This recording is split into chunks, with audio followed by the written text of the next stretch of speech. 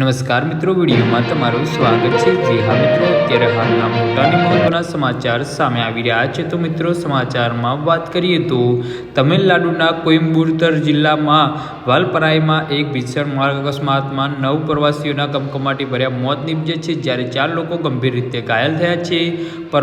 પ્રવાસીઓથી ભરેલી tempo travel અનિયંત્રિત થઈને પર્વતીય રસ્તા પરથી જોખમી હેરપીન વળાંક પરથી લપસીને સીધી ઊંડી ખીણમાં ખાબકતા આ દુર્ઘટના સર્જાઈ હતી। તો પોલીસના જણાવ્યા અનુસાર કેરળના પેરિથિયમમાંથી 13 પ્રવાસીઓ લઈને આવી રહેલી ગાડી વલપરાઈથી પરત ફરી રહી હતી। તો 13મા હેરપીન વળાંક પર ડ્રાઈવરે સંતુલન ગુમાવતા વાહન સુરક્ષા રેલિંગ તોડીને સીધું 9 હેરપીન વળાંક પર જઈ પડ્યું હતું। આ અકસ્માત એકમાં એક પુરુષ 8 મહિલાઓના ઘટના સ્થળે જ મોત નીપજ્યા છે। તમામ ઘાયલોને તાત્કાલિક રેસ્ક્યુ કરી પોલીસી સરકારી હોસ્પિટલમાં ખસેડવામાં આવ્યા છે। પ્રાથમિક માહિતી મુજબ આ ગાડીમાં 12 શિક્ષકો અને એક ડ્રાઈવર સવાર હતા, જેમાં મલપ્પુરમના પાંગ સ્થિત જીએલપી સ્કૂલના સ્ટાફ અને તેમના પરિવારના સભ્યોનો સમાવેશ થાય છે। ટક્કર એટલી જોરદાર હતી કે ગાડીનો કચરાગાળ નીકળી ગયો હતો।